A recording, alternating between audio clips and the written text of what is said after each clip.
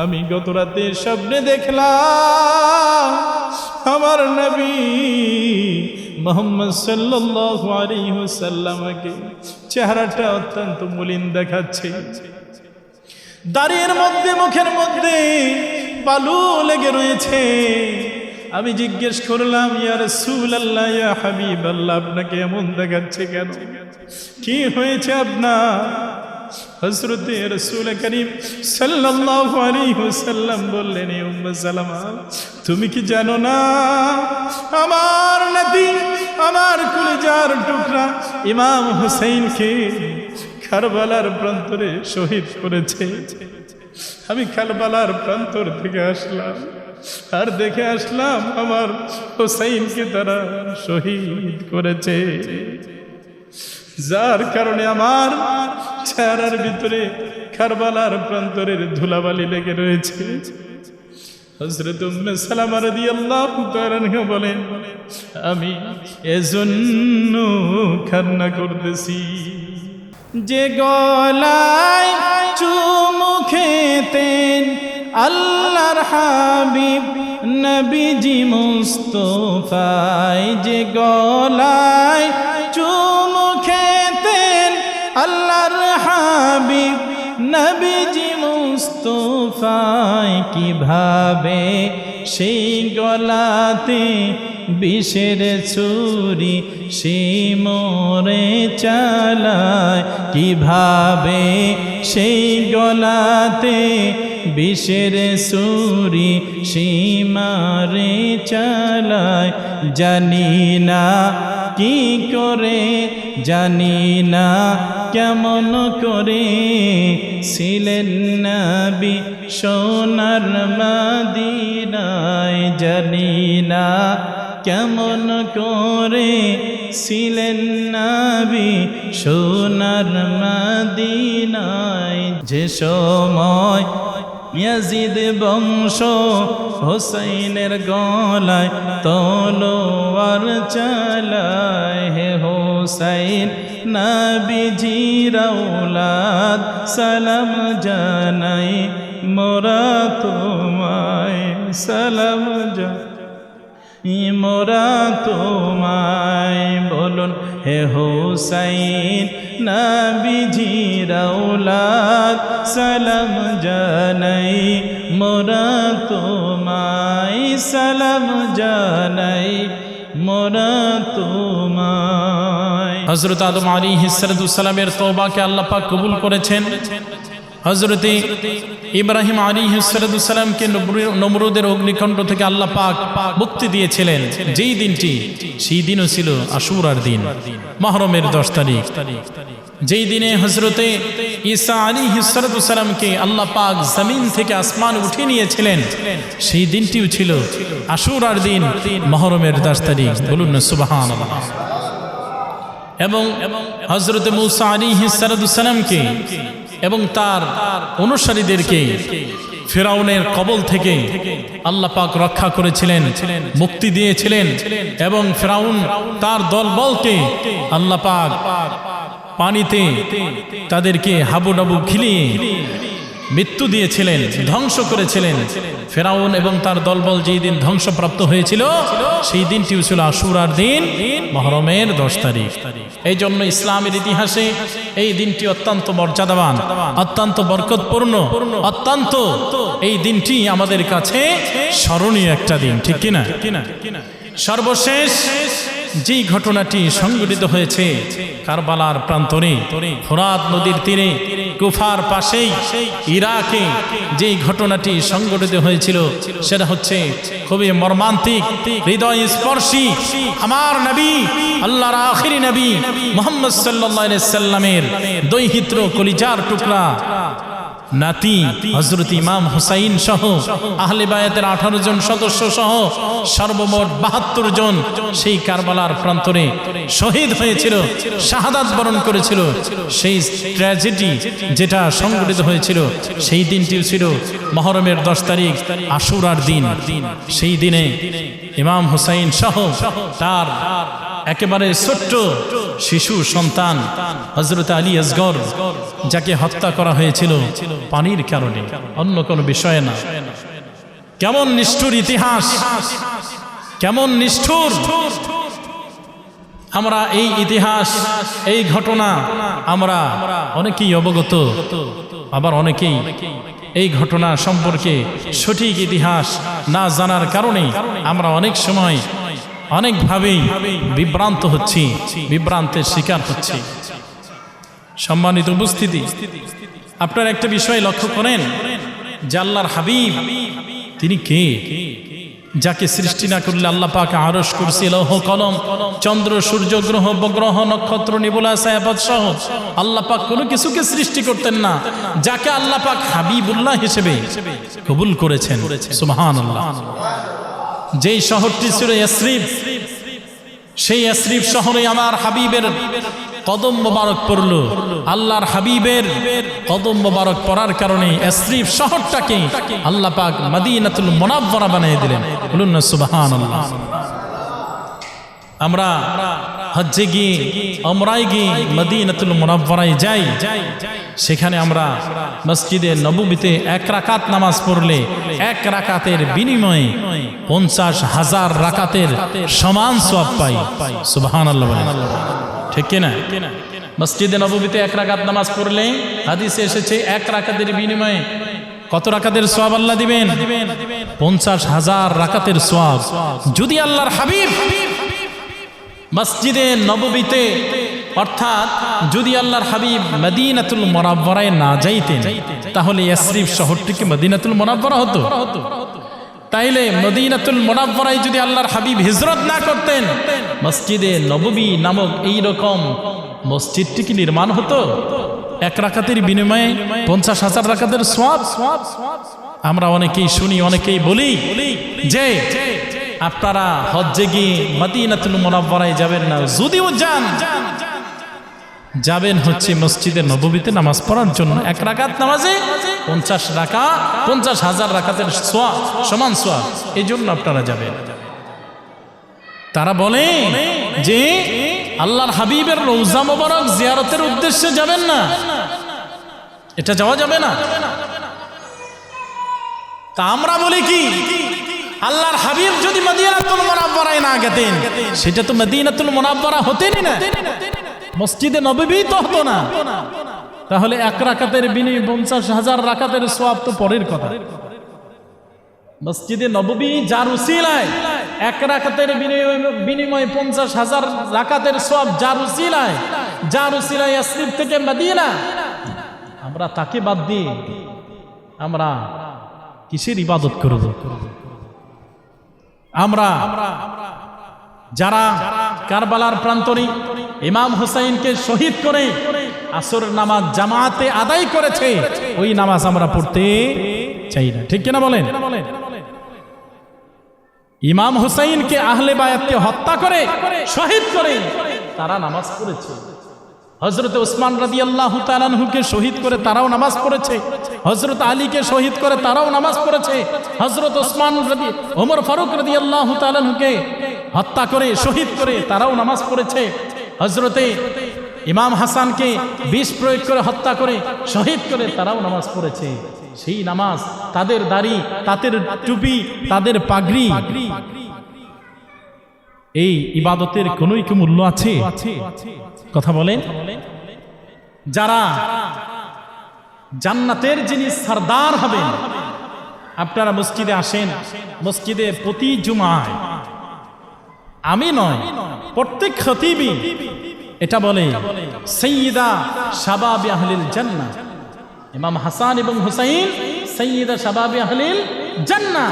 তারা বলে কি, এই কথার অর্থ হচ্ছে ইমাম হাসান এবং হুসাইন জান্নাতের যুবকদের সরদার হবেন। বলুন না সুবহানাল্লাহ। যাদের নামে খুতবা দেওয়া হয়, যারা হবেন জান্নাতের যুবকদের সরদার, যার মা হচ্ছেন জান্নাতের মহিলাদের সরদারিনী, যার বাবা হচ্ছেন হযরত আলী, যিনি 1000 মনের কফাট হাতে নিয়ে কামুজ দুর্গের দরজা 1000 মণ ওজন, সেটা হাতে নিয়ে যুদ্ধ করেছে। বাম হাতে সেটাকে ঢাল স্বরূপ ব্যবহার করে ডান হাত দিয়ে তিনি যুদ্ধ করেছেন। তিনি তো হযরত আলী, তার সন্তান ইমাম হাসান এবং হুসাইন, যার নানা হচ্ছেন আমাদের প্রিয় রাসূল হযরত মুহাম্মদ সাল্লাল্লাহু আলাইহি ওয়াসাল্লাম, যার ভিতরে রাসূলের মহব্বত নাই, ভালোবাসা নাই, রাসূল বলেছে তার ঈমান নাই।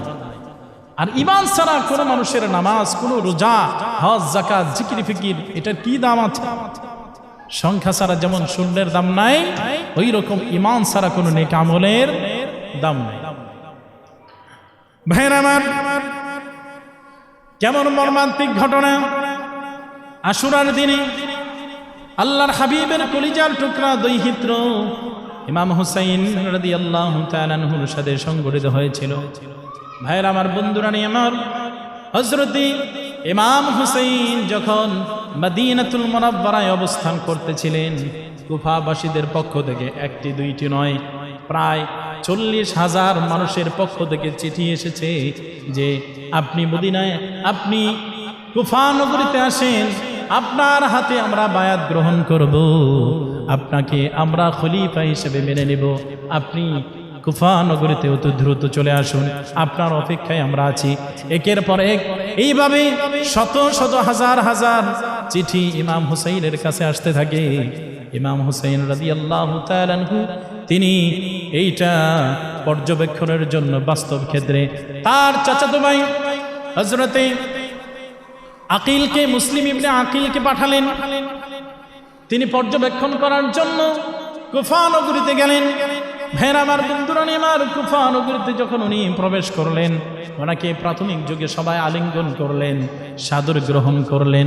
পরবর্তীতে কুফা নগরীর যে গভর্নর ছিল, তাকে নোমান বিন বশির তাকে পরিবর্তন করে যখন ইবনে জিয়াদকে ইয়াজিদ দায়িত্ব দিলেন, তুমি গিয়ে কুফার নগরীতে প্রবেশ করবে, কুফা নগরীর গভর্নর হিসেবে তোমাকে নিযুক্ত করা হলো। ভাইরা আমার, বন্ধুরা আমার, যখন ইবনে জিয়াদ আসলেন কুফা নগরীর গভর্নর হয়ে, পরিবেশটা তখন পরিবর্তন হতে লাগলো। মুসলিম ইবনে আকিল রাদিয়াল্লাহু তাআলা আনহু তিনি যখন কুফা নগরীতে মক্কাতুল মুকাররমা থেকে মদিনাতুল মুনাওয়ারা থেকে গিয়েছিলেন, প্রাথমিক ক্ষেত্রে তার হাতে ইমাম হুসাইনের পক্ষে প্রায় 18 থেকে 30,000 মুসলমান বায়াত গ্রহণ করেছিলেন। যার কারণে ভাইরা আমার, বন্ধুরা আমার, মুসলিম ইবনে আকিল রাদিয়াল্লাহু তাআলা আনহু তিনি ইমাম হুসাইনকে চিঠি লিখলেন, পত্র পাঠালেন, হে ইমাম হুসাইন, আপনি চলে আসুন, কুফা নগরীর অবস্থা আমাদের অনুকূলে, বড়ই সুন্দর পরিবেশ। ভাইরা আমার, বন্ধুরা আমার, হযরত ইমাম হুসাইন রাদিয়াল্লাহু তাআলা আনহু যখন এই চিঠি পেলেন, তিনি আসার জন্য প্রস্তুতি গ্রহণ করবেন। হযরত ইমাম হুসাইনকে অনেকেই নিষেধ করেছেন, যেমন ইবনে আব্বাস রাদিয়াল্লাহু তাআলা আনহু তাকে নিষেধ করেছেন। এইভাবে অনেক সাহাবী হযরতে হুসাইন রাদিয়াল্লাহু তাআলা আনহুকে নিষেধ করেছেন। ভাইরা আমার, বন্ধুরা আমার, তারা যেন কুফা নগরীতে না যায়। ভাইরা আমার, বন্ধুরা আমার, মনোযোগ সহকারে শুনেন। মুসলিম বিন আকিল রাদিয়াল্লাহু তাআলা আনহু যখন প্রাথমিক ক্ষেত্রে কুফা নগরীর অবস্থা তিনি পুঁজিরি পাইলেন, তার হাতে ইমাম হুসাইনের পক্ষে প্রায় 30,000 লোক বায়াত গ্রহণ করলেন। ইমাম হুসাইনকে খলিফা হিসেবে তারা মেনে নিলেন। আর এই পত্রটি তিনি ইমাম হুসাইনকে লিখে অবগত করলেন। যার কারণে ইমাম হুসাইন কুফা নগরীতে আগমন করবেন, কুফা নগরীর দিকে রওনা করবেন। ভাইরা আমার, বন্ধুরা আমার, তাকে এই বিষয়টি শুনে অনেক সাহাবী বিরত রেখেছেন, অনেক সাহাবী বারণ করেছেন, কিন্তু হযরত ইমাম হুসাইন রাদিয়াল্লাহু তাআলা আনহু তিনি কারো কথাই তেমন কর্ণপাত করেন নাই। ভাইরা আমার, বন্ধুরা আমার, উনি সিদ্ধান্ত নিয়ে নিলেন জিলহজ মাসের 8 তারিখে জিলহজ মাসের 8 তারিখে তিনি সিদ্ধান্ত নিলেন কুফা নগরীর দিকে রওনা হবেন। হ্যাঁ আমার বন্ধুরা নেমার এইভাবে তিনি প্রস্তুতি গ্রহণ করে জিলহজ মাসের 8 তারিখে তিনি বের হয়ে গেলেন, রওনা হয়ে গেলেন। আর এইদিকে কুফা নগরীর অবস্থা, যখন গভর্নর চেঞ্জ হয়েছে, ইবনে জিয়াদ যখন দায়িত্ব পালন করেছেন, দায়িত্ব নিয়েছেন, তখন পরিবেশ আস্তে আস্তে পরিবর্তন হতে লাগলো। ভাইয়ের আমার বন্ধুরা আমার, ইরাকের যে বাসিন্দা যারা ছিল, কুফা নগরীর যে বাসিন্দা যারা ছিল, যারা ইমাম হুসাইনের পক্ষে বায়াত গ্রহণ করেছিল, তারা আস্তে আস্তে মুসলিম ইবনে আকিল থেকে সরে যাচ্ছিল। এইভাবে আস্তে আস্তে সরে গিয়ে দেখা গেল ইমাম হুসাইন রাদিয়াল্লাহু তাআলা আনহুর পাঠানো তার চাচাতো ভাই মুসলিম ইবনে আকিল রাদিয়াল্লাহু তাআলা আনহুর অনুসারীর সংখ্যা দিন দিন কমে যাচ্ছে। এইভাবে পরিবেশ অনুকূলে না দেখে পরিবেশ পরিবর্তন হওয়ার কারণে হযরতে মুসলিম ইবনে আকিল রাদিয়াল্লাহু তাআলা আনহু তিনি আরেকটি চিঠি লিখলেন ইমাম হুসাইনের কাছে। ভাইরা আমার বন্ধুরা আমার, আরেকটি চিঠি তিনি লিখে ইমাম হুসাইনকে আসতে নিষেধ করলেন। কিন্তু সেই চিঠি পৌঁছানোর পূর্বে ইমাম হুসাইন তো রওনা দিয়েছে। ভাইরা আমার বন্ধুরা আমার, প্রতিমধ্যে ইমাম হুসাইন আসতে আসতে কয়েকটা জায়গায় তিনি বিশ্রাম নিয়েছেন।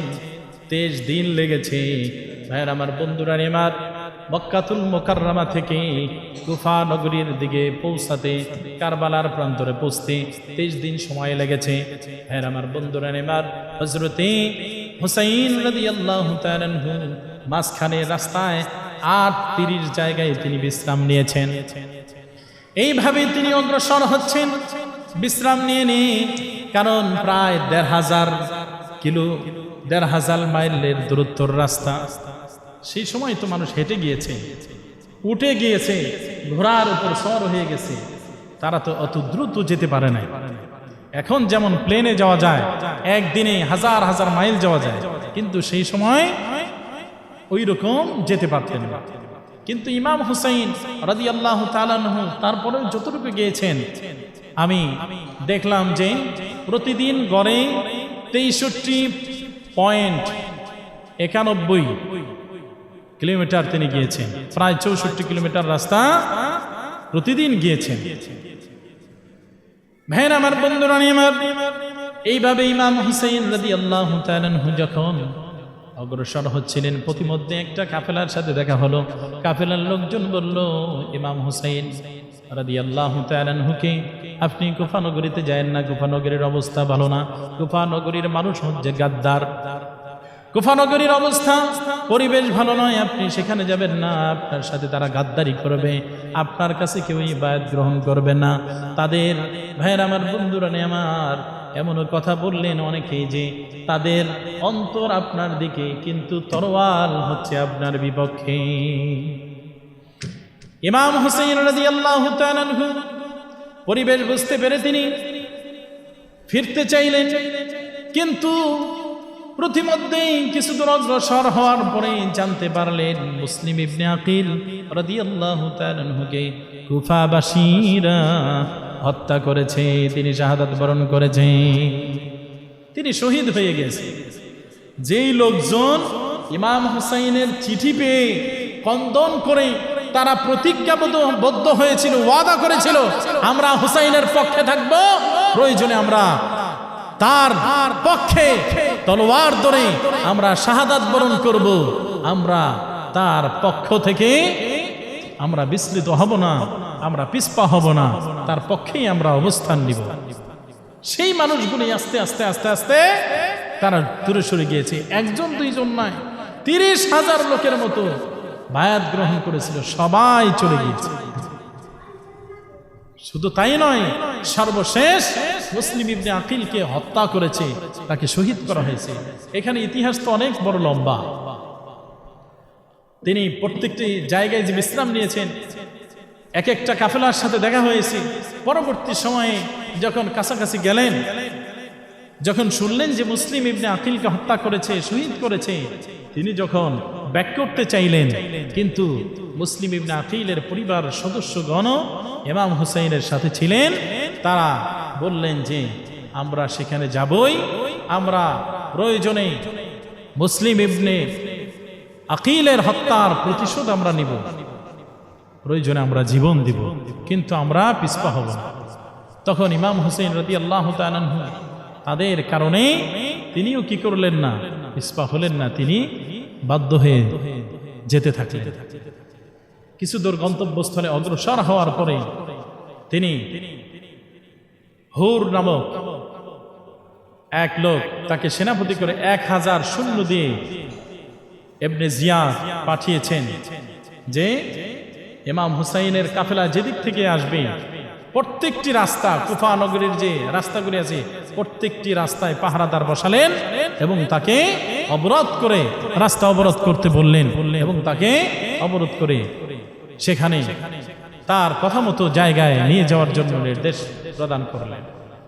যাই হোক, পর্যায়ক্রমে যখন হযরত ইমাম হুসাইন রাদিয়াল্লাহু তাআলা আনহু মুহররমের 2 তারিখ তিনি গিয়ে পৌঁছলেন কারবালার প্রান্তরে। কারবালার প্রান্তরে যখন পৌঁছলেন,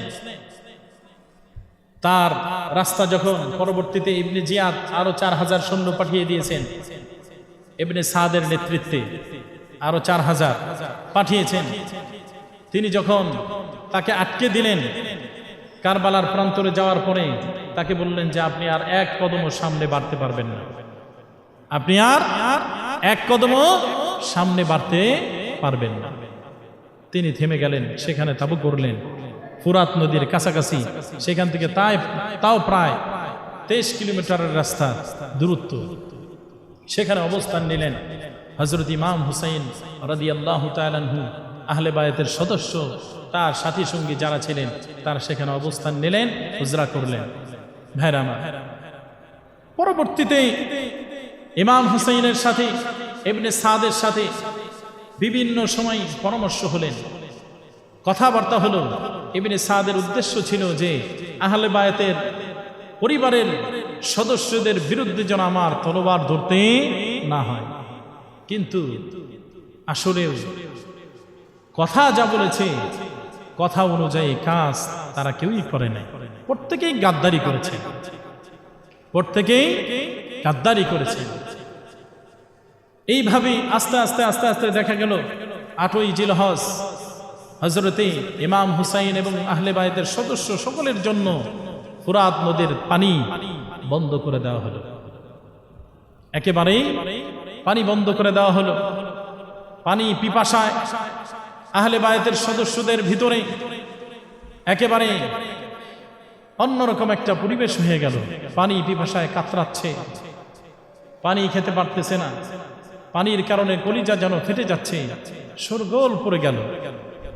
ভাইরামা, হযরত ইমাম হুসাইন, যার নানা রাসূল করিম সাল্লাল্লাহু আলাইহি ওয়াসাল্লাম, যার পূর্বপুরুষ হযরত ইসমাঈল আলাইহিস সালাম, যার পায়ের আঘাতে জমজম খুব হয়েছে। হযরত ইসমাঈল আলাইহিস সালাম পা দিয়ে আঘাত করেছেন আর সেখানে জমজম খুব হয়েছে। রাসূলুল্লাহ সাল্লাল্লাহু আলাইহি সাল্লামের কত মুআজিজাই না আল্লাহ পাক সংগঠিত করেছেন। তার নাতি, তার পরিবারের সদস্য, তার আহলে বায়াত যারা ছিলেন তাদের প্রতি কি নির্মম অত্যাচার, নির্বিচার, কেমন অবস্থায় না তৈরি করেছিল, কেমন পরিবেশটা না হয়েছিল। ভাইরা আমার, সেই ফুরাত নদীর পানি বিভিন্ন জীব জন্তুরা খায়, পশু পাখিরা খায়, তারপর ইহুদি খ্রিস্টানরা খায়, ইয়াজিদের সৈন্যরা বাধা দেয় না। কিন্তু ইমাম হুসাইন এবং তার পরিবার, তার আহলে বায়াতের সদস্য এবং তার সাথী সঙ্গী যারা, তাদের জন্য বন্ধ করে দিলেন। তারপরেও কি আমরা ইয়াজিদকে নির্দোষ বলতে পারি? হ্যাঁ, ইয়াজিদকে কি নির্দোষ বলার কোনো সুযোগ আছে? ভাইরা আমার, পরবর্তীতে 9 জিলহজ দিবাগত রাত যখন একেবারে চরম পর্যায়ে যুদ্ধের প্রস্তুতি হয়ে গেল, ভাইরা আমার, বন্ধুরা নেমার, হযরত ইমাম হুসাইন রাদিয়াল্লাহু তাআলা আনহু ইবনে সাদের কাছে বললেন, আমাকে আর একটি রাত্রি সময় দেন। যখন বিভিন্ন সময়ে পরামর্শ করে কোনো সুরাহা হলো না, হযরত ইবনে সাদের সাথে আলোচনা করে ইমাম হুসাইন একটি রাত সময় নিলেন। একটি রাত সময় নিয়ে পরবর্তী দিন যুদ্ধ সংগঠিত হবে। ভাইরা আমার, বন্ধুরা নিমার, তারা ইবাদত বন্দেগীতে ব্যস্ত হয়ে গেলেন। সমস্ত সাহাবায়ে আজমাইন যারা উপস্থিত ছিলেন, আহলে বায়াতের সাথী সঙ্গী ইমাম হুসাইনের যারা ছিলেন, সারা রাত ইস্তেগফার পাঠ করলেন, কান্নাকাটি করলেন, দোয়া করলেন, তারা ইবাদত বন্দেগী করলেন এবং তারা পরামর্শ করলেন, কথাবার্তা বললেন। যখন একেবারেই যুদ্ধ চরম পর্যায়ের সময় ঘনিয়ে এসেছে, ফজর নামাজ জামাতের সহিত আদায় করলেন। আদায় করার পরে ইমাম হুসাইন রাদিয়াল্লাহু তাআলা আনহু সাথী সঙ্গীদের সাথে পরামর্শ করতেছেন, যুদ্ধের বিষয় সম্পর্কে আলোচনা করতেছেন। তখন তার বোন হযরতে যায়েনব, তার অবস্থাটা বড়ই চিন্তিত দেখাচ্ছিল। হযরতে ইমাম হুসাইন রাদিয়াল্লাহু তাআলা আনহু তাকে বললেন, বোন যায়েনব, তুমি চিন্তা করো না, আমি আমার নানাকে স্বপ্নে দেখেছি, আমার নানার সাথে কথা হয়েছে যে আমি আমার নানার আমার জন্য শরবত হাতে জান্নাতের দরজায় দাঁড়িয়েছেন আর আমাকে ডাকতেছেন, হে ইমাম হুসাইন, তোমার আর কষ্ট করতে হবে না, তুমি আমার সাথে এসে জান্নাতে তুমি ইফতার করবে। আমি শরবত হাতে নিয়ে তোমার জন্য দাঁড়িয়ে আছি। ভাইরা আমার, বন্ধুরা নেই আমার, এই জন্য যেহেতু আমার জীবনটি শাহাদাতের মৃত্যুতে আমার জীবন উৎসর্গ হবে, তুমি ধৈর্য ধারণ করো, তুমি ধৈর্য ধারণ করে তুমি আমাকে সহযোগিতা করো। ভাইরা আমার, বন্ধুরা নিয়ে আমার, হযরত ইমাম হুসাইন রাদিয়াল্লাহু তাআলা আনহু তার সাথী সঙ্গীদের নিয়ে কারবালার প্রান্তরে যুদ্ধ করার জন্য বের হয়ে গেলেন। ভাইরা আমার, বন্ধুরা নিয়ে আমার, হযরত ইমাম হুসাইন রাদিয়াল্লাহু তাআলা আনহু সর্বশেষ কুরআনুল কারীম হাতে নিয়ে কুফাবাসী যারা আছে কারবালার প্রান্তরে, ইয়াজিদের সৈন্যবাহিনী যারা আছে তাদেরকে লক্ষ্য করে বললেন, তোমরা শোনো, যুদ্ধ শুরু করার পূর্বে তোমাদের সাথে আমি কিছু কথা বলি। সেই কথাগুলি হচ্ছে, আমি কে, আমাকে কি তোমরা চেনো না? আমার নানা হযরত মুহাম্মদ সাল্লাল্লাহু আলাইহি ওয়াসাল্লাম, আমি মুহাম্মদ সাল্লাল্লাহু আলাইহি ওয়াসাল্লামের নাতি। তোমরা কার বিরুদ্ধে তোমরা যুদ্ধ করার জন্য তরবাল ধরবে? তোমরা একটু চিন্তা করো, তোমরা কাকে আঘাত করবে একটু চিন্তা করো। আমি কি তোমাদের নবীর দৈহিত্র নয়? তোমাদের যদি অবিশ্বাস হয়, পূর্ব থেকে পশ্চিম এই পৃথিবীতে যে কোনো কোথাও তোমরা গিয়ে খোঁজ করো যে আমি ব্যতীত আমার নবীজির অন্য কোনো নাতি আছে কিনা। আমি তো অবশ্যই মিথ্যাবাদী নই, আমি অবশ্যই মিথ্যা কথা বলি নয়। আমার বিরুদ্ধে যে তোমরা তলোয়ার ধরতেছো, আমি কে? আমার বাবা তো হযরতে আলী রাদিয়াল্লাহু তাআলা আনহু, আমি হচ্ছে ইমাম হুসাইন, আল্লাহর হাবিবের কলিজার টুকরা দৈহিত্র নাতি। তোমরা কার শরীরে আঘাত করার জন্য দাঁড়িয়েছো? কার সাথে তোমরা যুদ্ধ করতে চাও? তার পরিচয় কিন্তু কি তোমরা জানো না? আমার চাচা জাফরের কথা কি তোমরা শোনো নাই? আমার বাবার চাচা হযরতে হামজা, আমির হামজা রাদিয়াল্লাহু তাআলা আনহুর কথা কি তোমরা শোনো নাই? কার বিরুদ্ধে তোমরা যুদ্ধ করার জন্য একত্রিত হয়েছো? কার শরীরে তোমরা আঘাত করবে? কাকে হত্যা করার জন্য? কার শরীর থেকে রক্ত মোবারক ঝরার জন্য তোমরা দাঁড়িয়েছো? ভাইরা আমার, বন্ধুরা নিয়ে আমার, এইভাবে ইমাম হুসাইন রাদিয়াল্লাহু তাআলা আনহু তাদের সাথে বলতেছেন কথাগুলি। ভাইরা আমার, বন্ধুরা নিয়ে আমার, হযরত ইমাম হুসাইন রাদিয়াল্লাহু তাআলা আনহু আরো বললেন, এখনো সময় আছে, সুযোগ আছে, তোমরা যদি আমার হাতে হাত রেখে তোমরা বায়াত গ্রহণ করো, তোমরা যদি তোমাদের ভুলটি বুঝতে পারো, তোমরা যদি তওবা করো, আমি ওয়াদা করলাম তোমাদের চেয়ে আর সৌভাগ্যবান ব্যক্তি আর কেউ হবে না, তোমরা সৌভাগ্যবান হবে। এইভাবে ইমাম হুসাইন রাদিয়াল্লাহু তাআলা আনহু কথা বলতেছেন। ভাইরা আমার, বন্ধুরা আমার, কথা বলার এক পর্যায়ে ওখান থেকে একজন, ওই অপর পক্ষ থেকে ইবনে জিয়াদের ইয়াজিদের সৈন্যবাহিনীর পক্ষ থেকে একজন বলে উঠল, আপনি আমাদের ইবনে জিয়াদের চাচাতো ভাই। তিনি বললেন, তার কথা মতো, তার কথাগুলি আপনি মেনে নেন, তাহলেই তো হয়ে যায়। হযরত ইমাম হুসাইন রাদিয়াল্লাহু তাআলা আনহু বললেন, আমি নির্বোধের ন্যায় কি আমি অসত্যের সামনে মাথা নত করে আমরা এই তাগুদের আনুগত্য করব? আমি তো তাগুদের আনুগত্য করতে পারি না। আমার নানার রক্ত ঝরা দ্বীন ইসলামের বিপক্ষে, খেলাফতের বিপক্ষে, মুলুকিয়াতের পক্ষ আমি অবলম্বন করতে পারি না।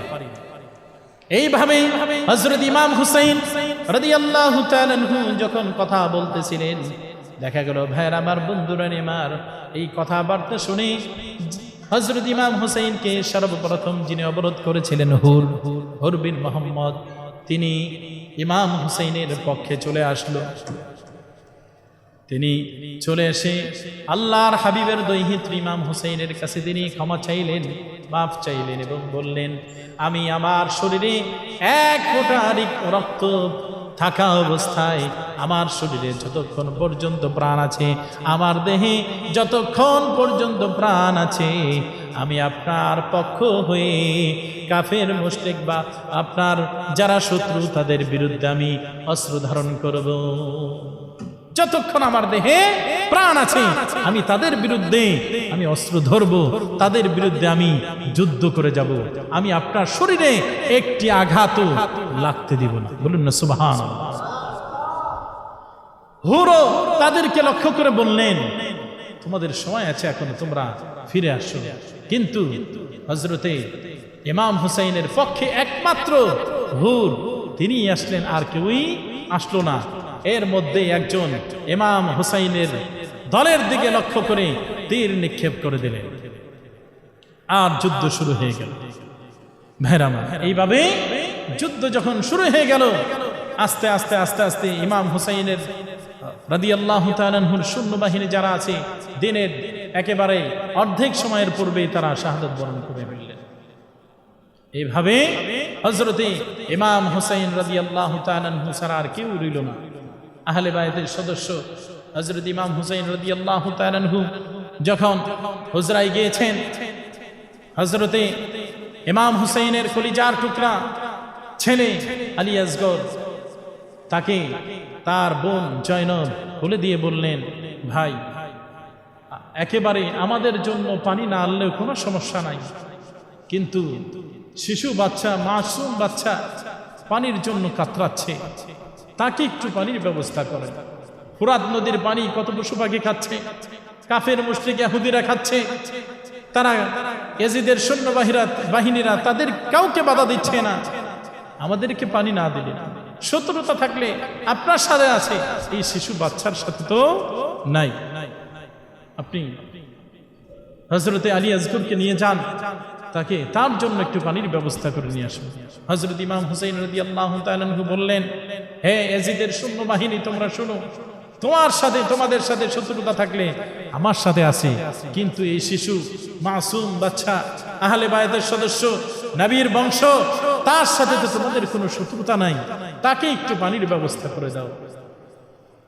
ইয়াজিদের সৈন্যবাহিনীরা হযরত আলী আসগরকে লক্ষ্য করে তীর নিক্ষেপ করলেন, আর পুরা শরীরটি রক্তে রঞ্জিত হয়ে গেল।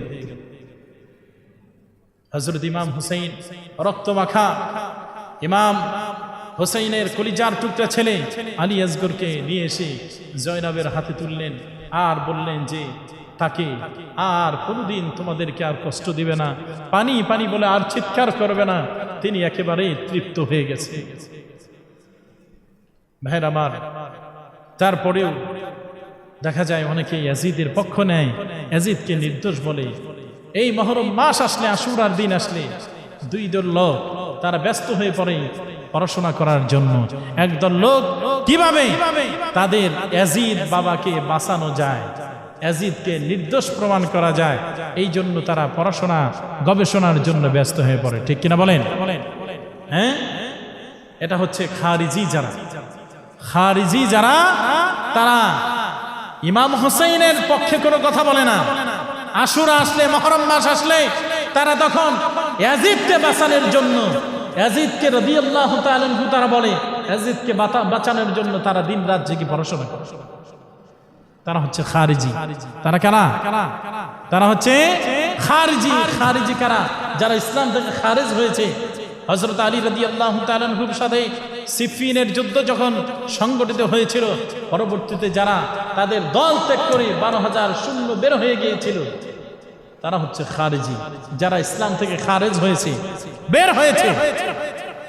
ভাইরা আমার, এই খারিজি যারা আছে তারা আল্লাহর হাবিবের দৈহিত্র কলিজার টুকরা ইমাম হুসাইনের কথা বলে যে ইমাম হুসাইনের ভুল ছিল, কারবালার প্রান্তরে সে গেছে কেন? তিনি কেন গেছেন? তিনি গেছেন তার নানা রক্ত ঝরা দিন ইসলামের খেলাফতকে প্রতিষ্ঠার জন্য। বুলকিয়াতের বিরোধিতায় তিনি গিয়েছেন। রাজতন্ত্র, বুলকিয়াত, ইয়াজিদের এইটা ধ্বংসের জন্যই তিনি গিয়েছেন। তার যাওয়াটা তো সঠিক ছিল, ঠিক কিনা? তার যাওয়াটা কি ছিল? সঠিক ছিল। তিনি ছিলেন সত্যের পক্ষে। ইমাম হুসাইনের মাথা তিনি দিয়েছেন অসত্যের জন্য নয়, সত্যের জন্য।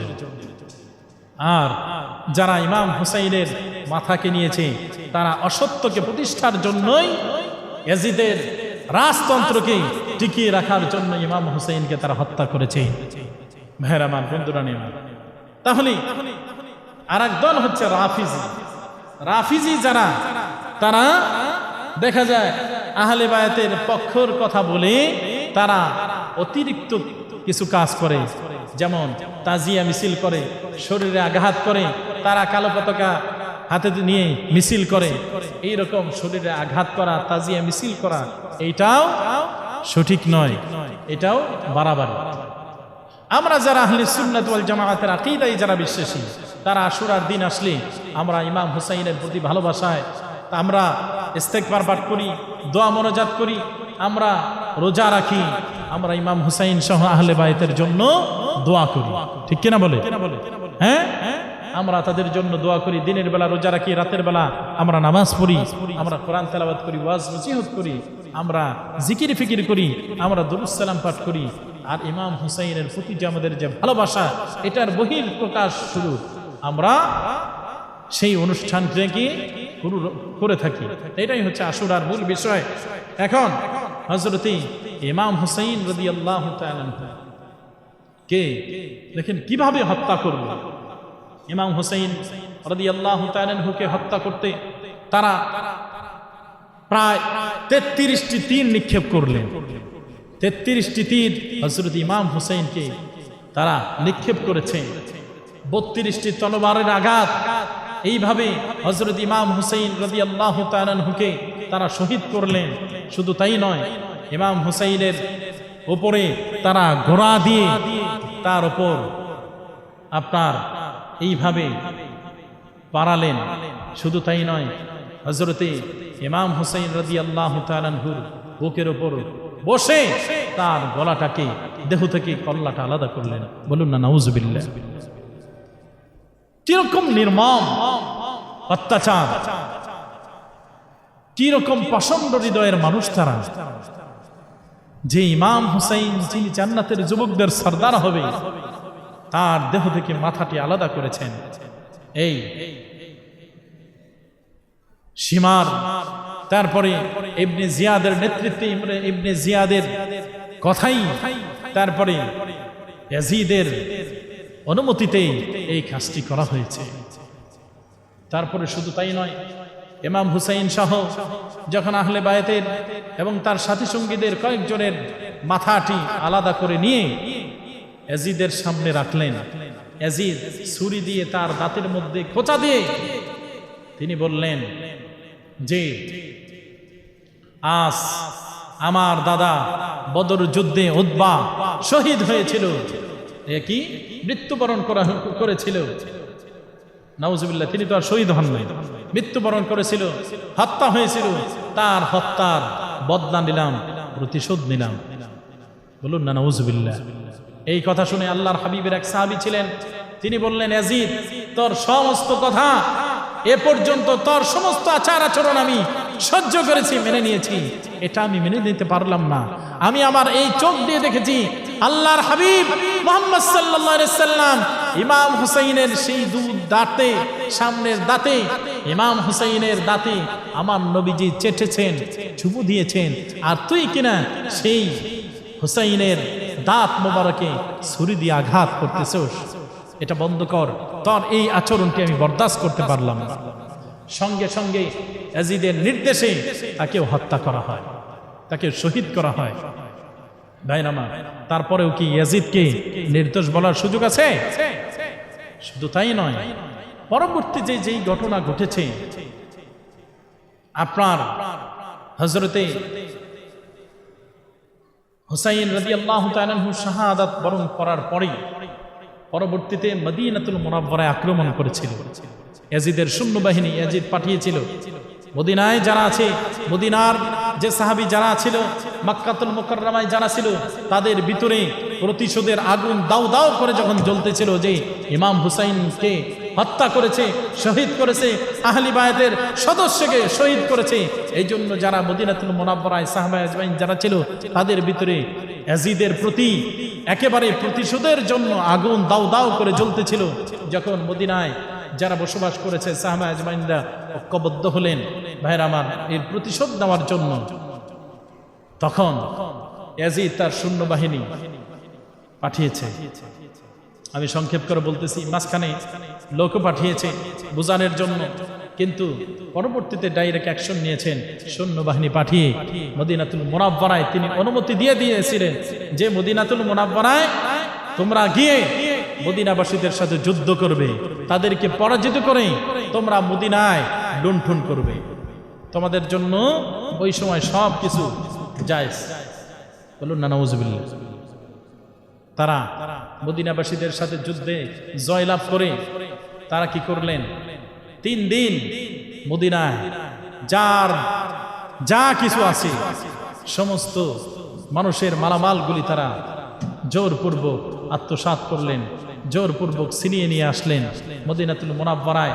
তারা মসজিদে নববীতে উট দুম্বা বেঁধে তারা সেখানে নামাজ পড়া বন্ধ রেখেছিল, সেখানে নামাজ হয় নাই, পায়খানা পেশাব করে নাপাক করে ফেলেছিল, ইয়াজিদের উট ঘোড়া বেঁধে এইরকম পরিবেশ করেছিল। শুধু তাই নয়, মদিনাবাসীদের যে মেয়ে যারা ছিল তাদেরকে তারা তাদের সাথে মেলামেশা করেছে। তারপরে জোরপূর্বক যাকে পেয়েছে ঘর থেকে বের করে এনে তাকে হত্যা করেছে। যার সোনা দানা দিনার দিরহাম যা ছিল সব তারা জোরপূর্বক সেগুলি নিয়েছে। এইভাবে মদিনাতুল মুনাওয়ারায় আক্রমণ করার পরে আবার মক্কাতুল মুকাররমায় আক্রমণের উদ্দেশ্যে তারা বের হয়েছে।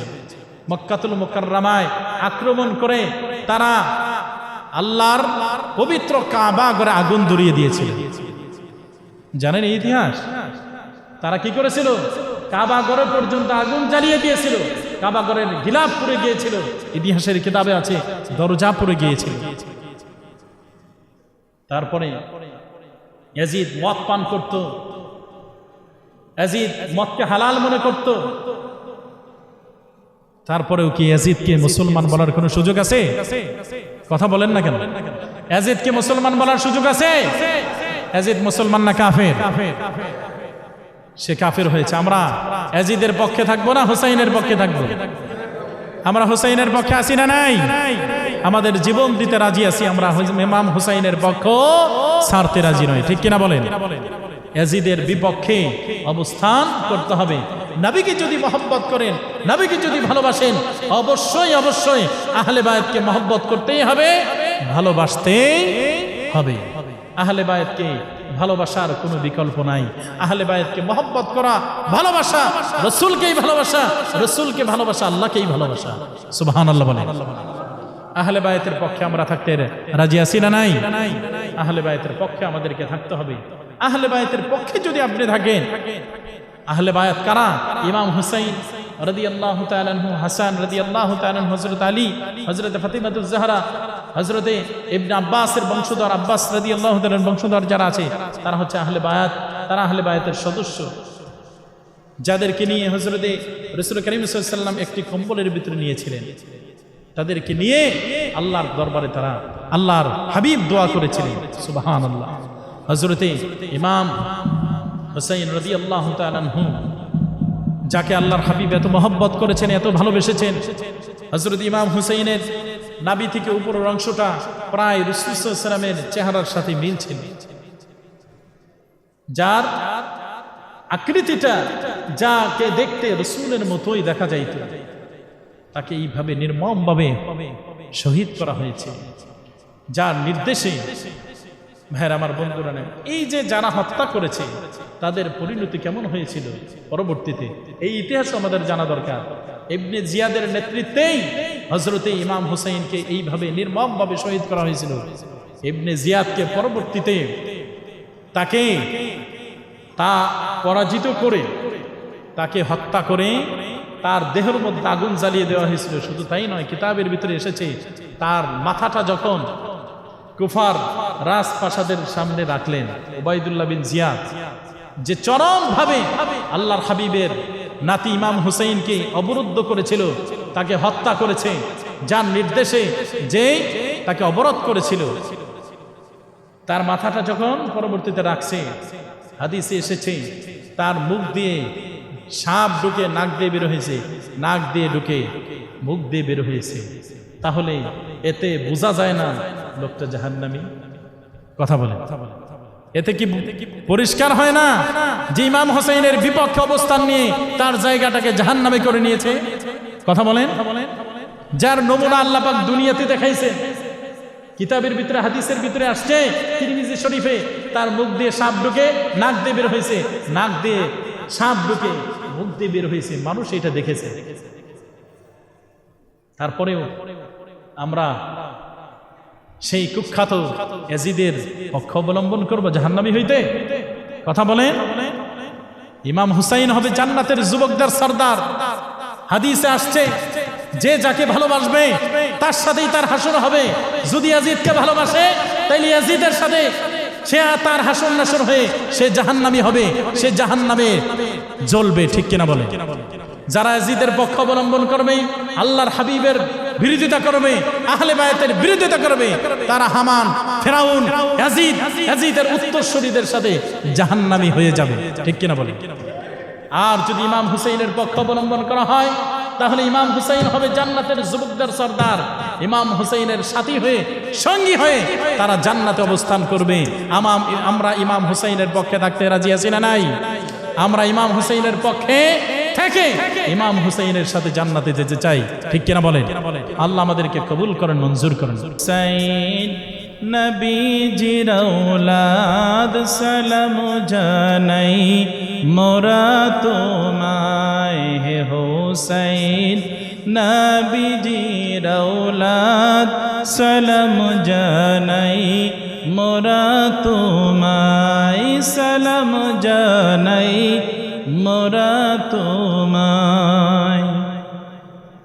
যে গলায় চুমু খেতেন আল্লাহর হাবিব নবীজি মুস্তফায়, যে গলায় চুমু খেতেন আল্লাহর হাবিব নবীজি মুস্তফায়, যে গলায় চুমু খেতেন আল্লাহর হাবিব নবীজি মুস্তফায়, যে গলায় চুমু খেতেন আল্লাহর হাবিব নবীজি মুস্তফায়। কিভাবে সেই গলাতে বিষের ছুরি সে মোরে চালায়, কিভাবে সেই গলাতে বিষের ছুরি সে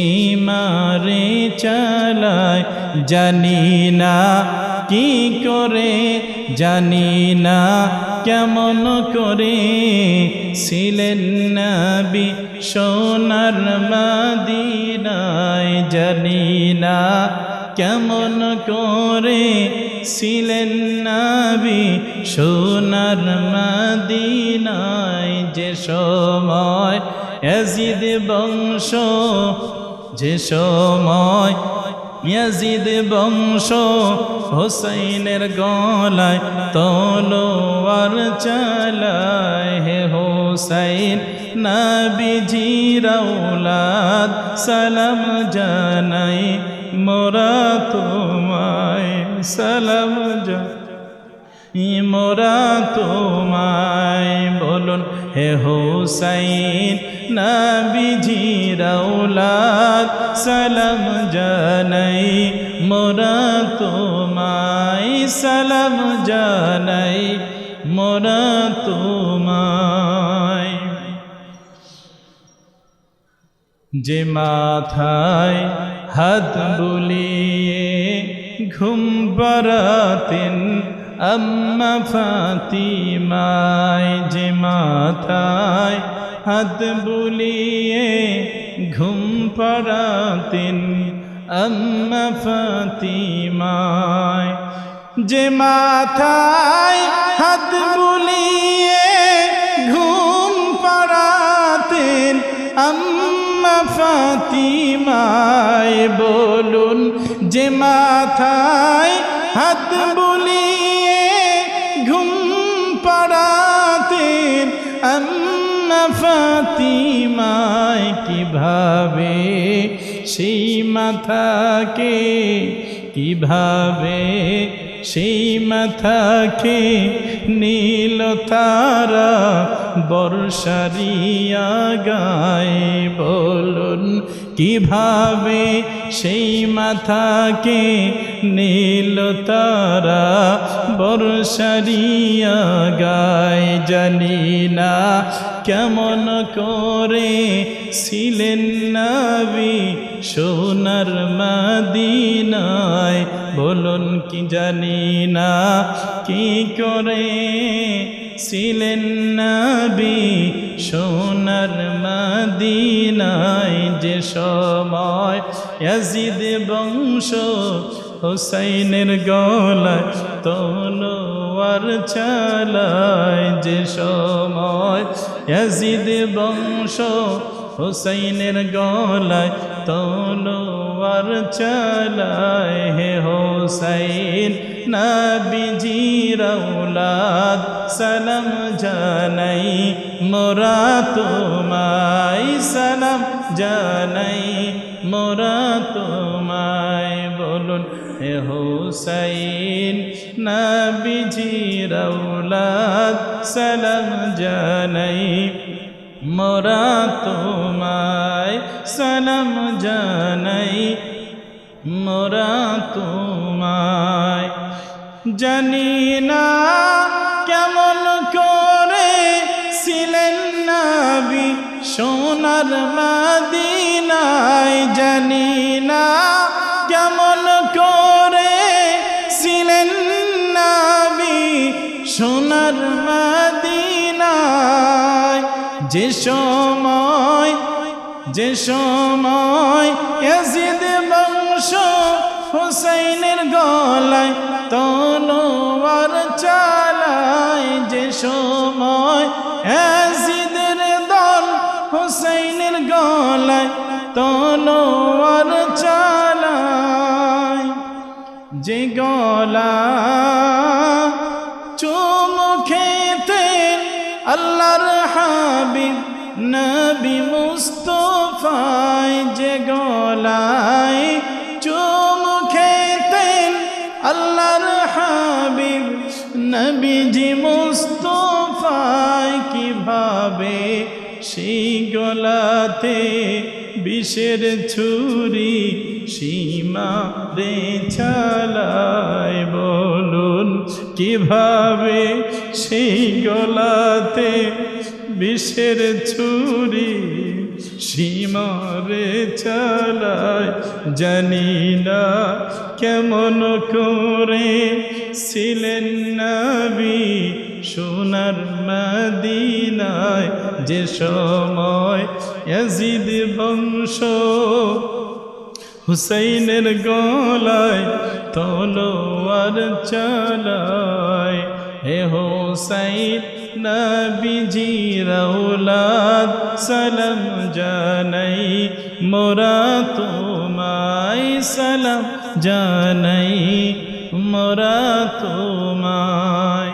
ভাইরা আমার, বন্ধুরা আমার 11ই মুহররমের ফজরের নামাজের পর হযরত উম্মে সালামা রাদিয়াল্লাহু তাআলা আনহা আমার নবীজির স্ত্রী হযরত উম্মে সালামা রাদিয়াল্লাহু তাআলা আনহা ফজরের নামাজের পর কান্না করতেছেন। কান্নার আওয়াজ শুনে আশেপাশের মহিলারা এসে হযরত উম্মে সালামা রাদিয়াল্লাহু তাআলা আনহাকে জিজ্ঞেস করলেন, হে উম্মে সালামা, কি হয়েছে আপনার? কি জন্য আপনি কান্না করতেছেন? কান্নার কারণ কি? হযরত উম্মে সালামা রাদিয়াল্লাহু তাআলা আনহা বললেন, আমি গত রাতে স্বপ্নে দেখলাম আমার নবী মুহাম্মদ সাল্লাল্লাহু আলাইহি ওয়াসাল্লামকে চেহারাটা অত্যন্ত মলিন দেখাচ্ছে। দাড়ির মধ্যে, মুখের মধ্যে বালু লেগে রয়েছে। আমি জিজ্ঞেস করলাম, ইয়া রাসূলুল্লাহ, ইয়া হাবিবাল্লাহ, আপনাকে এমন দেখাচ্ছে কেন? কি হয়েছে আপনার?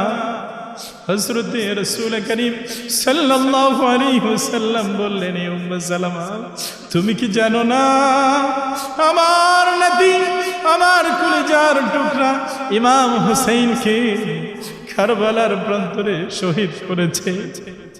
আমি কারবালার প্রান্তর থেকে আসলাম আর দেখে আসলাম আমার হুসাইনকে তারা শহীদ করেছে, যার কারণে আমার চেহারার ভিতরে কারবালার প্রান্তরের ধুলাবালি লেগে রয়েছে।